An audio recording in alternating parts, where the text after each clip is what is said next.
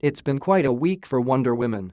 Every little girl who got a glimpse of TV news learned that she too can take a cue from a superhero and grow up as powerful and successful as her imagination will allow, and also that, if she should fail, the thing to do is to blame misogyny. I can't stand Kathy Griffin, never could, not for a moment. I never came close to laughing at any of her shtick during the 20 years in which she has inexplicably managed to maintain a toehold in popular culture. But I equally wish CNN hadn't terminated her contract. It was in bad taste for Griffin to decapitate President Trump in effigy, but I don't want ours to be a country where the freedom to display bad taste, especially bad taste that involves satirizing powerful figures, gradually gets snuffed out by the timidity of the advertising business. While pressuring CNN's advertisers in hopes of shaming the news channel into dumping Griffin is simply harnessing market forces in the service of basic norms, the end point of that kind of campaigning is that our culture, or at least the huge percentage of it that is sponsored by advertisers, will become subjugated to the blandness enforcing dictates of Kellogg's and Allstate. I want America to be a place where rodeo clowns can make fun of President Obama and unfunny comedians can pose for pictures with the fake bloody head of President Trump. Besides, anytime the ugliest fantasies of the left and its culture-camp foot soldiers stand revealed, it harms them, not us. We should promote Kathy Griffin, not silence her. Yet she who sets out to be shocking and outrageous should hardly declare surprise, much less suffering, when people react with due shock and outrage. Be transgressive if you wish, but don't then claim to be taken aback when people notice you've crossed a line.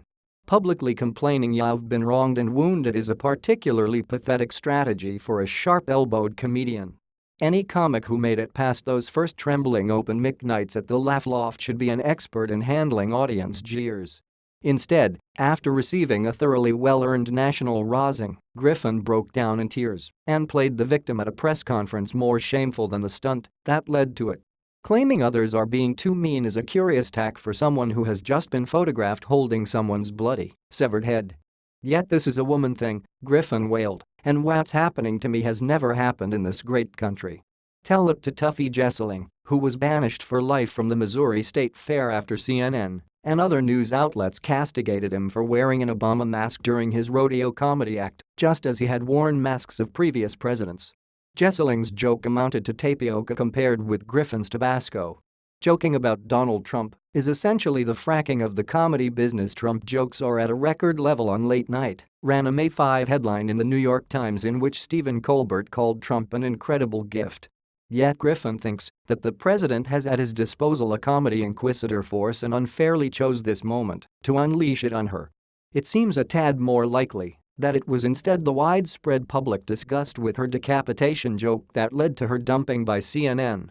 "I'm not afraid of Donald Trump. He's a bully," she said. "I've dealt with older white guys trying to keep me down my whole life." As if no one but old white guys could possibly take offense at an image of the bloody head of the President of the United States. She claimed the backlash against her was hurtful. If there were an anthem for today's most prominent females, it would have to begin, "I am woman, hear me whine." Griffin's press conference came from the same place as Hillary Clinton's excuse tour. Except that when you put them side by side, it's unclear whose finger pointing is more embarrassing. At least Griffin hasn't blamed the Russians or her fellow liberals or the New York Times for her public faceplant. Clinton has not only repeatedly blamed misogyny for her loss, she did Griffin one better and asserted without evidence that any women who didn't vote for her were suffering from internalized misogyny. As if hating Hillary Clinton were the same thing as hating women. Clinton also calls herself the victim of a very broad assumption that I was going to win, as if having a substantial lead is a burden.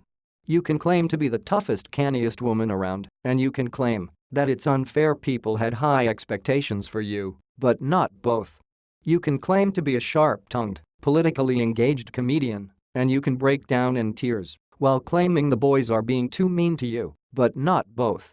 Women can assert agency and responsibility for their actions or claim they're hapless playthings of exterior forces, but not both. Read more. Kathy Griffin can't be criminally prosecuted for what she did, and that's great. Feminism makes weaker women feminism's dreadful life advice.